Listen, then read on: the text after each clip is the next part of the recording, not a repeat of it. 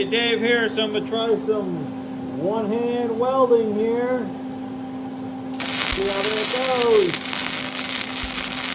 You always want to have a nice steady hand. That makes you feel good weld. So we're doing a good job with the one hand. This ain't too bad. I don't know if the phone picks up this, but we'll find out. All right. Oh. So there's that. Then I don't know where my little hammer is for my welding, but without the gas, you just beat that off there to flux, and away you go. All right, Dave out.